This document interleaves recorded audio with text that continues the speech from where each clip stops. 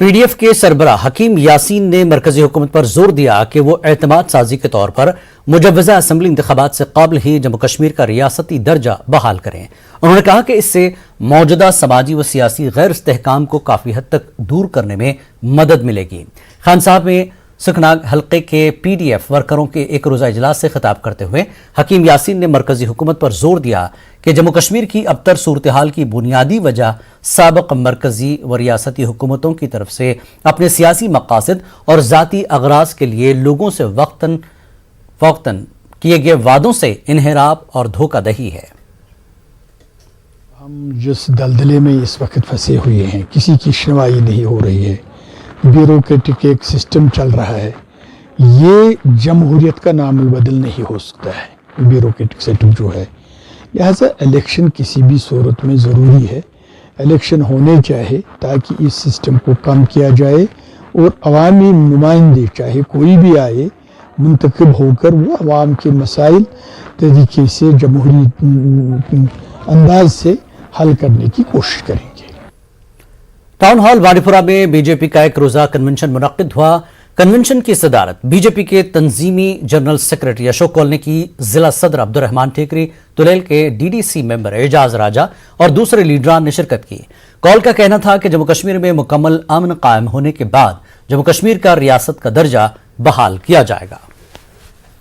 मैंने वो कई बार कहा पिछले 2-3 दिनों में, स्टेटहुड हमारे गृह मंत्री जी ने, हमारे प्रधानमंत्री जी ने फ्लोर ऑफ द हाउस पे कहा है कि ये रेस्टोर की जाएगी।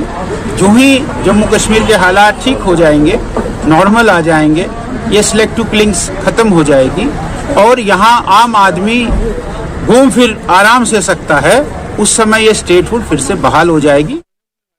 साबिक मिलिटेंटों की पाकिस्तानी बीवियों ने एक बार फिर अपने मुतालबात को दोहराते हुए शहरियत देने का मुतालबा किया। श्रीनगर में प्रेस क्लब में मुनक्किद एक प्रेस कॉन्फ्रेंस से खिताब करते हुए खवातीन के एक ग्रुप ने इल्जाम लगाया कि उनके साथ बाज़ाबातकारी के नाम पर धोखा दिया गया है। इन 350 से ज्यादा खवातीन का कहना है कि उन्हें हिंदुस्तान की शहरियत दी जाए या फिर वापस पाकिस्तान भेज दिया जाए। ख्याल रहे कि कुछ बरस कबल हुकूमत ने बाज़ाबातकारी मुहिम का ऐलान किया था। इसके बाद बाज नौजवान पाकिस्तानी शहरियत रखने वाले बीवियों और बच्चों के हमरा कश्मीर लौट आए थे। हमारे छोटे छोटे बच्चे हैं, हमारे बच्चों का फ्यूचर क्या होगा इस कंट्री में जहाँ पे हमारी ना कोई नाम है ना पहचान है। हम हैं कौन हमें खुद नहीं पता। यहाँ पे हम लोगों से, हमें कोई जॉब देने से, हम लोगों से बात करने से, इवन के हमारे अकाउंट में ट्रांजैक्शन करने से लोग डरते हैं कि नहीं आप लोग पाकिस्तानी हो। अगर आप लोगों ने हमें बुलाया है तो यहाँ के हकूक दीजिए, अदरवाइज हमें रिपोर्ट कीजिए। कि आपने हमें रिहेबिलिटेशन पॉलिसी अनाउंस की तो हमें यहाँ बुलाया, आपने इनवाइट किया, वेलकम किया, हम आ गए। होम डिपार्टमेंट में या असेंबली में बैठ के अनाउंस किया उन्होंने ये पॉलिसी आपकी कि इस तरह लोग आ जाएं और हम उन्हें एक्सेप्ट करेंगे, रिहेबिलिटेट करेंगे। मगर कोई रिहेबिलिटेशन की कोई एक मूवमेंट आप मुझे बताइए 1% कहीं काम हुआ है? वक्त एक ब्रेक का, ब्रेक के बाद फिर लौटेंगे।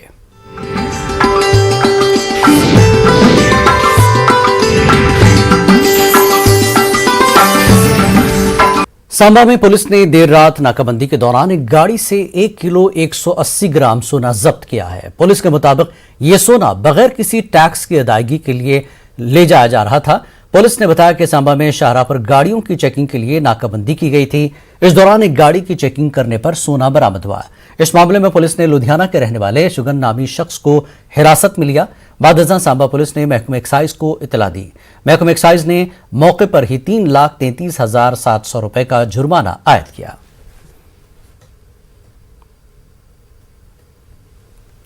एलजी मनोज सिन्हा ने जम्मू में अमरनाथ यात्री निवास का संग बुनियाद रखा। इस मौके पर मुनक्किद भूमि पूजन में उन्होंने शिरकत भी की।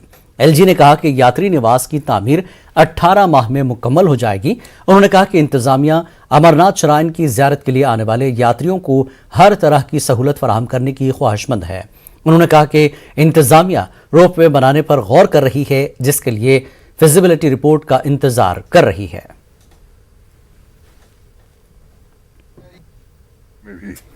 श्री अमरनाथ श्राइन बोर्ड का एक कार्यालय और यात्रियों की सुविधा के लिए एक आवास का इंतजाम किया गया है। आधुनिक टेक्नोलॉजी और सुरक्षा के सभी इंतजाम उसमें रहेंगे।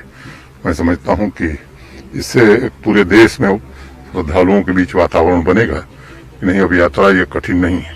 यात्रा के मार्ग पर भी पब्लिक यूटिलिटीज का निर्माण काफी कराया गया है और आगे और कराया जाएगा ताकि सुविधापूर्वक लोग जा सकें। एक विचार मुख्य सचिव और हमने डिस्कस किया है कि क्या रोपवे वहां बन सकता है, इसका अध्ययन करा रहे हैं और अगर फिजिबिलिटी रिपोर्ट आई तो वो भी आगे कोशिश करेंगे। जब उनसे पूछा गया कि कुछ सियासतदानों का इल्जाम है कि जमीनी सतह पर आवामी उमूर की अंजामदही में इंतजामिया नाकाम रही है, तो एलजी सिन्हा ने कहा कि इंतजामिया आम लोगों के लिए काम कर रही है, न कि किसी एक फर्द के लिए। लोगों के लिए प्रशासन काम नहीं कर रहा है, जम्मू कश्मीर की आवाम के लिए काम कर रहा है। उनकी सुविधाएं बढ़ें और यहाँ पीस प्रॉस्पेरिटी आवे, लोगों को रोजगार मिले, इंडस्ट्री आवे, ये हमारा उद्देश्य है। बाकी कौन क्या करता है ये हमारे विचार का विषय नहीं है।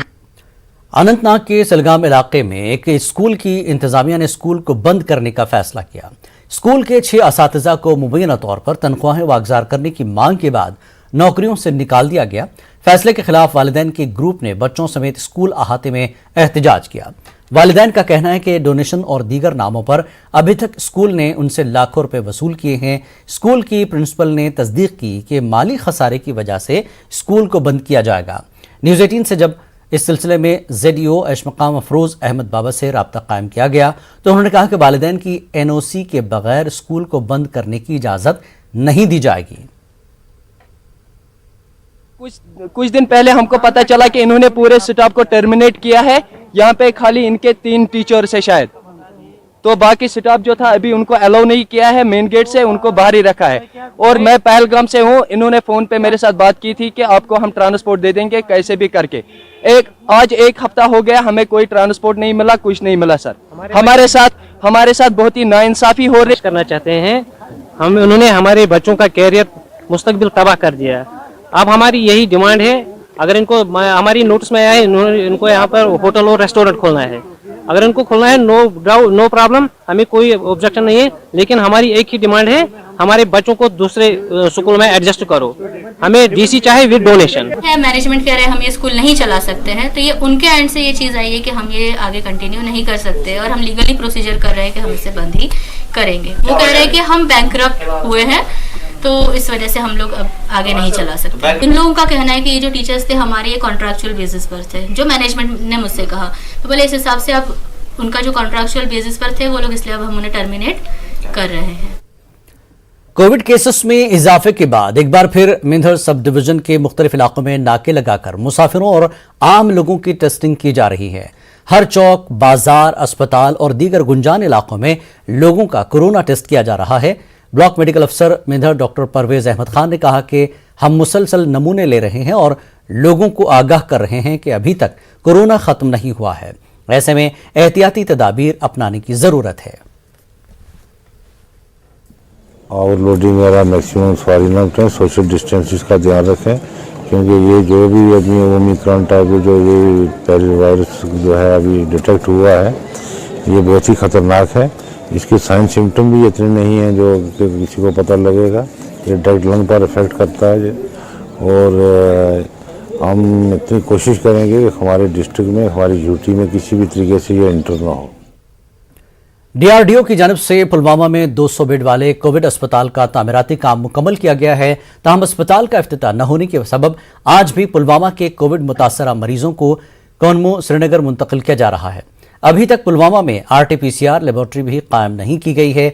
डॉक्टर्स फॉर यू नामी रजाकार तंजीम पुलवामा कोविड अस्पताल में RT-PCR लेबॉर्ट्री का क़याम अमल में ला रही है।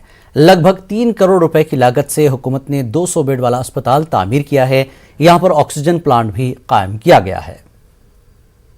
ये कोविड हॉस्पिटल पुलवामा का जो है वी आर रनिंग इट, तो अभी हम इसमें वी आर फुली प्रिपेयर्ड, मतलब सिर्फ इनाग्रेशन की ज़रूरत है। अभी इनाग्रेशन होगी उसकी तो ये फंक्शनल हो जाएगा। इक्विपमेंट भी हम सपोर्ट कर रहे हैं, इक्विपमेंट वाइज भी हम we are fully ready and सारी मशीनरीज हमारे पास आ गई हैं और आ भी रही हैं, बिकॉज जो ये नया वायरेंट आया है तो we are getting it to it also कि हम फुली प्रिपेयर करने की कोशिश कर रहे हैं उसके। चीफ मेडिकल अफसर बडगाम डॉक्टर तजम्मुल हुसैन ने कहा कि जिले के मुख्तलिफ अस्पतालों में गर्मी का माकूल इंतजाम किया गया है। इनमें खास तौर पर सब डिस्ट्रिक्ट अस्पताल मागाम, बीरवा और चाडोरा शामिल हैं। इन मकामात पर हीटिंग प्लांट नस्ब किए गए हैं। उन्होंने कहा कि दीगर अस्पतालों में भी इंतजाम किए जा रहे हैं।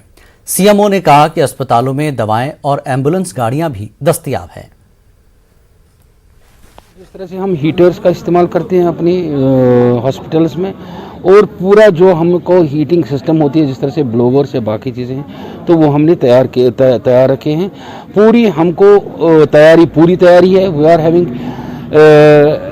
ऑक्सीजन, वो तो हमको पूरा मिकदार में है। ऑक्सीजन की कोई कमी नहीं है, दवाइयों की कोई किल्लत नहीं है। अगर ज़्यादा बर्फबारी भी हो जाएगी तो इसमें कोई डरने की बात नहीं है। हमने चेन्स का भी इस्तेमाल किया और हमारे पास 108 और 102 एम्बुलेंसेस भी है।